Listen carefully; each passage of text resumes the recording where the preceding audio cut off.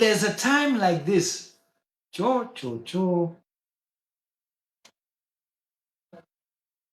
there's a lot of times that this Kairos moment, when you have an idea of what it is, anything else is noise.